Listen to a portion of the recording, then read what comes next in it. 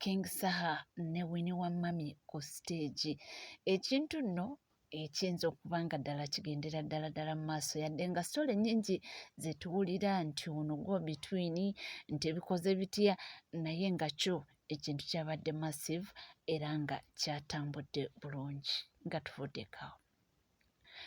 Bannange abaana kye bakola Justin na Mary ku nsonga ya Benita bamukuba left right center. Nze wendi okubanga nga batuusaako era tujja kutambula mpola mpola tuwulize ebigambo by'abaana nga baanukula Justin na Mary. Muntambuliza akatambi kano kantuukire ku Nammeri ye opozipo oba ye minisita naye n'owa minisita bwe oba bwajja butya anti ng'amaze okubba akalulu. Kati nze abadde asaba gwe Nammeri ovuddeyo n'ogamba nti omuntu yenna wa ddembe okuwagira ekibiina kyawulira nti kyayagala ate omuntu w'ovaayo n'ogamba nti nze mpagira NUP si musango, omuntu wavaayo n'agamba nti nze mpagira DP si musango, era omuntu wavaayo n'agamba nti nze mpagira NRM si musango. Si we kiri nti ye kati nga bw'ovuddeyo n'okola statement n'ogamba nti aba NUP bali mu kuvuma ono omukazi owa Bahrain nga mwenyini yavaayo n'ajjonkera president. Yes, ate mwatu terunnagwa n'owoba omuwadde ssente tulabye bangi nnyo bemuze mulimbalimba nga mubawo obusente ne mumala ensi nebakuba. Tulabye bangi ensi nebakuba. Ashabaga Kato sawa zinaaliwa yali w'amaanyi nnyo. Ashabaga Kato mwamulimbalimba ne muwe mmotoka ne mumuwa biti mwamuwa bingi. Ashabaga Kato where is he? Kati mwatu na Mmere nze abadde asaba nga ovudde n'ogamba nti omuntu yenna wa ddembe okuwagira ekibiina kyawulira nti kyayagala si musango okuwagira NUP oba okuwagira NRM. Nze abadde asaba nti baganda baffe bali mu makomera baliyo lwakuwagira NUP si we kiri lwakuwagira His Excellency Kyagulanyi Ssentamu President omulonde. Nnyabo tubadde tusaba abantu abo bateebwe bafune justice bafune obwenkanya kuba bali mu makomera tebattangako muntu. Wano Okero yajja n'ata abaana bana ne bafa. Tatwalibwanga ku kalabba tabeerangako musibe ayina. Edi Mutwe ali mukomera talina musango gwe yazza lwakuwagira Kyagulanyi. Akireewo Kivumbi Gaddafi oba yakoma ddi okuleeterwa mu kooti. Bobi Yanga yakoma mwanka guli okuleeterwa mu kooti. Tetumanyi oba musajja wattu mwamuutta oba gyali mulamu. Nnyabo tubadde tusaba nga w'ovuddeyo n'ogamba nti okuwagira ekibiina ky'owulira nti oyagala si musango. Baganda baffe bali mu makomera bateebwe kuba tebalina musango. Ye nga w'ovuddeyo n'owa Benita ssente. Tubadde tusaba ba Edi Mutwe akireewo Olivia weeswa mufumbiro wano yafiirwa mukazi we ne mumugaana okujja oziika. Imagine lwakuwagira NUP ate ovuddeyo n'ogamba okuwagira ekibiina kyonna si musango.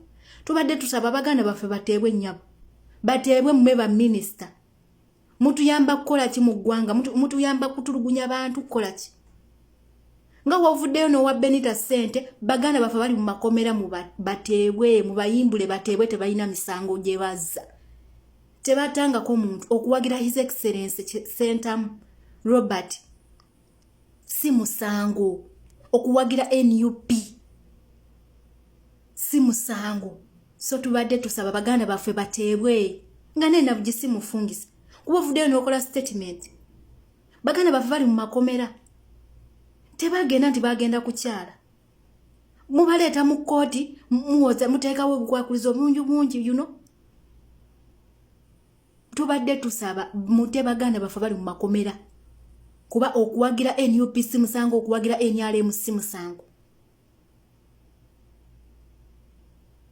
Did Gidaire drinking general Nyandwe kyoya kyattako. Tubadde tusaba baganda baffe bateebwe kuba tebalina musango. Tebalina musango gwe bazza. Mutuyambe.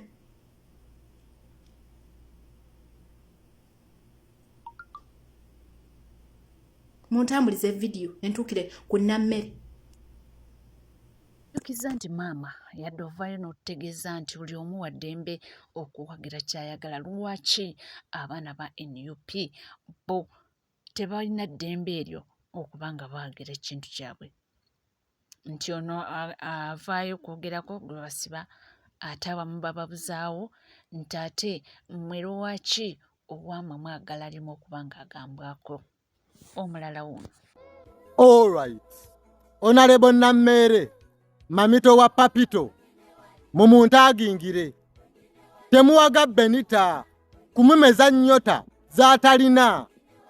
Bwe mutyo, we mwawaga Ashibaga Kato, ne mumuwa ssente, nalya Mukyagulanyi olukwe.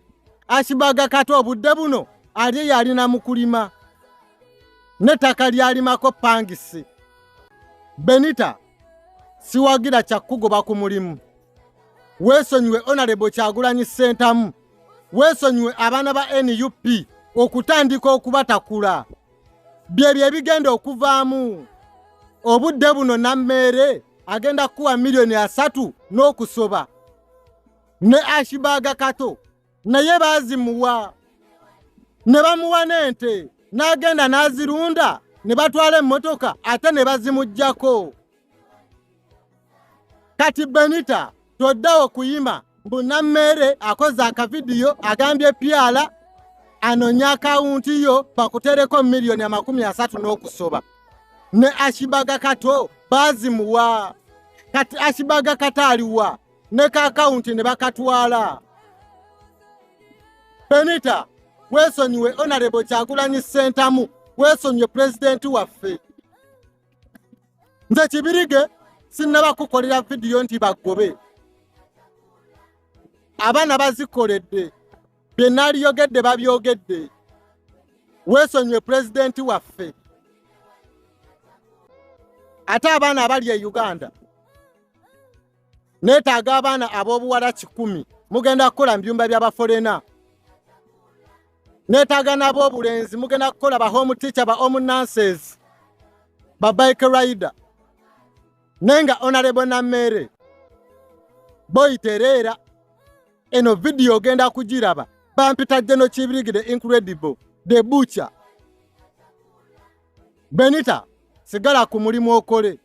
Baku government ya Museveni bagenda kumala okwesanguza bakusuule. Toyima mbu Nammere agenda kuwa simanye obukadde 30 ne Ashibaga Kato baabumuwa n'okusoba ne trillion yagifuna oyo.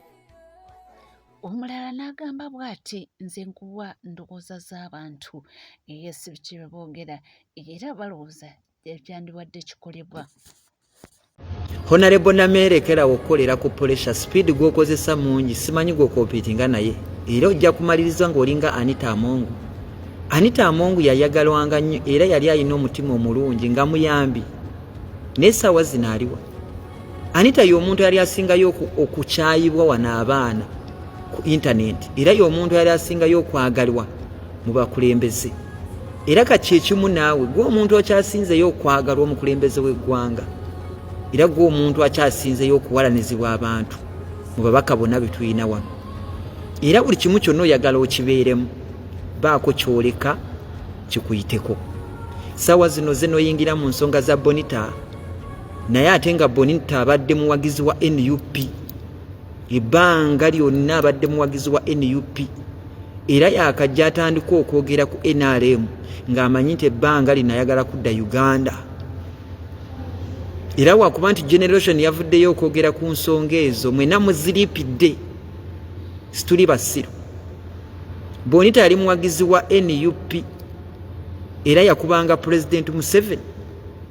Era bw'ovaayo okuyamba n'ogamba nti oyagala kuyamba Bonita nti lwakuba avuddeyo okwogera ku birungi bya President Museveni nga tulina abaana bangi Abannayuganda bangi abali ku deportation. Tulina abantu bangi abaagala obuyambi.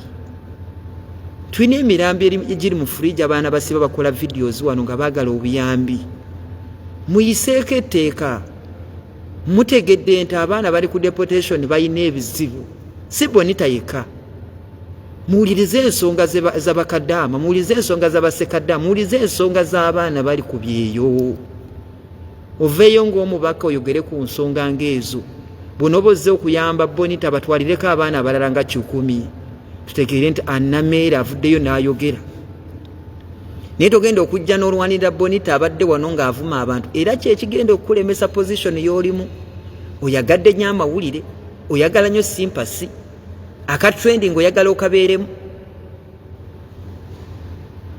oyinza okusigala mu kifo kyo lw'abantu oba osigaleyo lwa mukulembeze w'eggwanga naye nyongera okutegeeza nti Anita Among yali yayagalwanga nnyo omukulembeze w'eggwanga era yakoleramu ensobi kubanga yayagalanga nnyo okusanyusa omukulembeze w'eggwanga n'atuuka n'okukwata mu nsawo y'eggwanga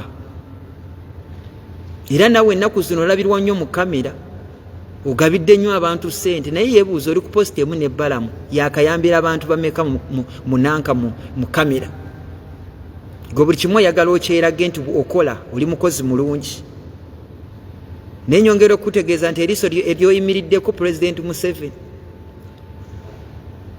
so n'olwekyo si buli kimu tojja kukiriipira si buli kimu tojja kukiyingirira baako byoyerekereza era kinumye nnyo okulaba nti omwana abadde akuba NRM ebbanga lino lyonna nti ovuddeyo okumuyamba tulina abaana bangi abaagala Pulezidenti Museveni abali ku deportation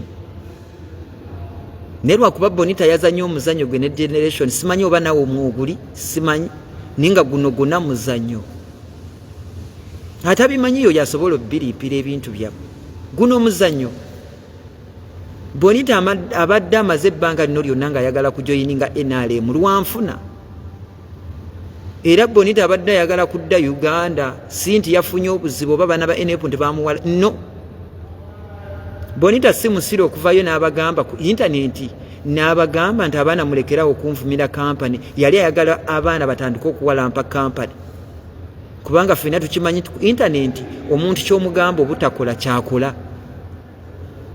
kubanga Bonita lyamaze wano tomuliyita musiro okujja n'abagamba nti kampani bali mu kungoba so n'olwekyo banange abaana balekerawo okutaginga kampani yange yabiteekako ng'abimanyi era abantu mwakiriipira yali ayagala era kiyali ayagala omuzanyo yali aguluse ne generation n'alyoka avayo banange indagire okukola okwana gwe ani gwe okwana gw'olagira okola mulimu ki gwe generation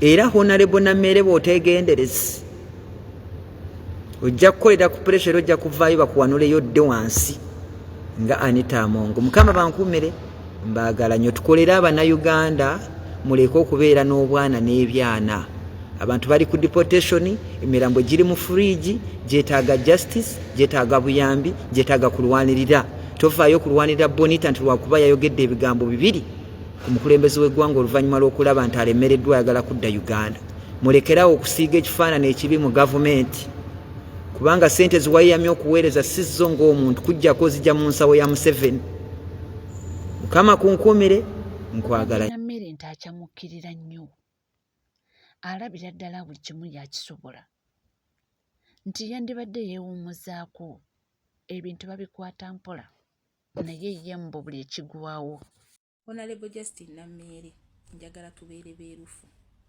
aye tuleme kusajjula bbwa oba kiwundu ogenze n'ogamba nti you're extremely repulsed by the act of some people who are ganging up on a young lady Benita because of her political opinion.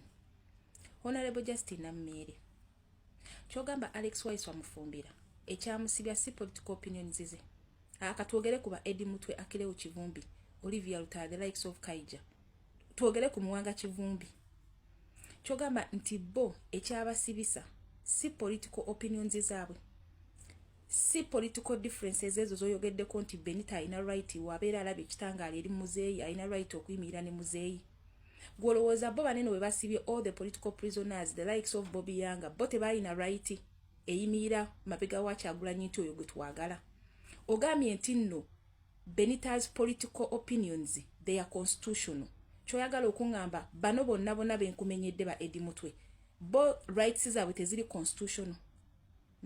Mu nsi basharinga different rights of constitutional. Nti ye tasobola ku standing on his or her political opinion. Tubeere beerufu mu nsonga ezimu. Aye tuleme ensonga ezimu kuzikola ki? Kuzisaagiramu okitegeera. Kubanga essaawa zinene olwaleero bwe kibanga ekikolebwa ku Benita nze ngaaze nkimanyi tekigenda kukolebwa ku Benita yekka. Kubanga method abantu gye bakozesezza abantu adde tebagimanyi nnyo eya Google review.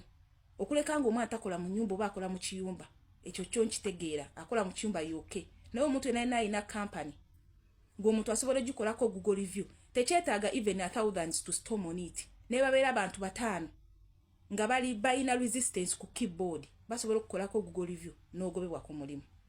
Okiwulira?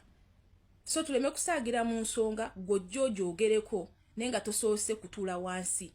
Kitegeera kugifumitirizaako nga tonnajogera. When you talk about rights, when you talk about nti they are constitutional rights, what about abo basibye batadde mu makomera? Bo tebalina their political opinions. They are not supposed to have any political opinion. Ye political rights zikola ku bantu bokaboka abali kusaidia NRM oba abali kusaidia state. Bino mbyogerako ng'omu na Uganda. Sibyogerako nga ayine wantu jengwa oba jempagira mbyogerako ng'omu na Uganda. Kubanga olwaleero Benita ayinza okubeera nga yali mu nsobi, but this is a target to all Ugandans. Naddala abana Uganda nga mubeera mu companies emukolamu. Nga mubeera mu companies emukolamu. Bentunuulidde. Okiwulira? Nze siwagira kintu kya kustorminga ku company ya muntu n'ogenda ku Google y'omuntu company gyataddemu amaanyi n'oteekako obutwa. Naye ate osooka n'weebuuza golooza lwaki omuntu aveeri n'agamba nti kaateekeko obutwa. Nga tafudde nayo kulowooza nti enange nina company gye nkolera. Kati ate ggwe ojja oyongera kusaabulula bbwa. Ekiwundu oyongera kifumita mu ki? Biti.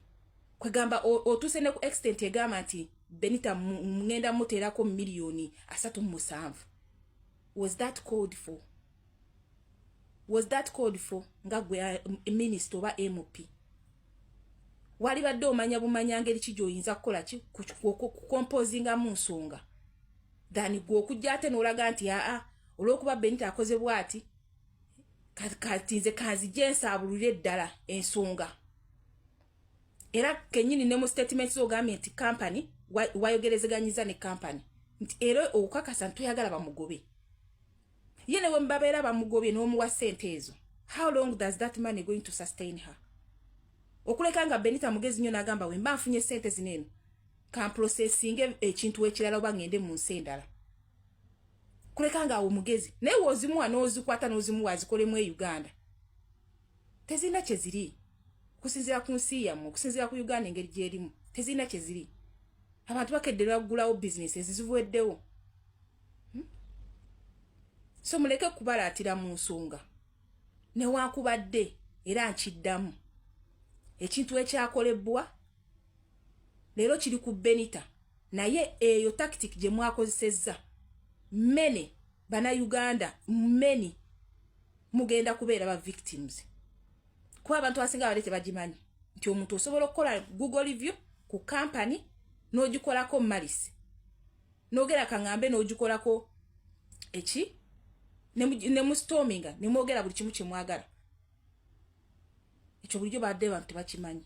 Ne kati bakitegedde. N'atakwagala nga takwagala lwa nsonga ndala. Akyasobola okugenda ku company yo n'ateekako ekintu kyonna. Oba akyasobola ofuna abantu nga 5 ng'abanyo okulemera ku keyboard ne bastorminga company yo. Abantu bakozesa fake account. Omuntu osobola omusanga ng'alina accounts nga 5. Ng'asobola okugenda n'akozesa eno n'agijjayo n'akozesa n'endala neyo n'agijjayo n'akozesa n'endala. Company teyeetaaga kinene nnyo. Yo kasita ogenda ku Google n'oteekako information about omukozi waabwe. Bo kiba kiwedde. So naye mu ngeri ng'eyo Honorable Nammeeri temusajjula bbwa. Ekyokumuwa ssente tebadde ensonga. Wakiri wali gavumenti ojja kujja tuyiye tukuwa omulimu. It's understandable. Naye ate okulaga nti ye kya ssente kikyogezaako okuprovinga. Olaba nti naweewuunyiza nnyo. nze kisinza okuntabula ku okwogera ku constitutional rights. Buli muntu tuyina political differences. If we have political differences, why are the people like Eddie Mutwe baani ba Alex Waiswa Mufumbira, they are still in prison? Lwaki abductions zibeerawo ng'ate abantu balina political rights eziri constitutional obulungi ennyo? Buli kimu kitandikira wamu. Benito olwaleero oyinza okubanga ne videos yakola teziwera wadde 2 oba 3 nga attackinga NUP. Naye waliyo abantu nga bakikoze. Gwolooza lwaki olwaleero Benito yafuuse victim? Tamwagala ne gwe yayogerako ng'ayogera ku bya basingo mother, ne gwe yayogerako ng'ayogera ku nsonga ndala, buli omu ya stormies. Naye ng'ensobi eva eki kummwe NRM government engeri gye mutulugunyiza mu na Uganda. Ate ojja wani eno ensonga oyongera giyiwako mazzi. It wasn't called for. Mazima. It wasn't called for. Era toyina kyosolovinze. Yes, musobola omuwa sente nga ye mugambi. Naye golowooza nti no ye ng'omuntu anaasigala ati Benito ya building okubeera nti abuildinze kaliya ye. Abadde ayina engeri gy'alabamu omulimu gwe gy'agenda okutambuzaamu ensonga ze. Gosubide ye ng'omuntu agenda wulira ati. Erimu tekyetaaga kwogera nnyo. Nze omanye ennaku zino si kyakozesa feeling. Kozesa wano eno kati. Tuli ku NCK TV, teweerabira kubanga osubscribinga, ringinga that notification bell, sharinga, likinga, ebisigadde buterevamu olwo tujja kubanga tukakubera, ajja kubanga tukakutuusa koona woli wonna w'osinzidde. Sigala naffe tovaawo.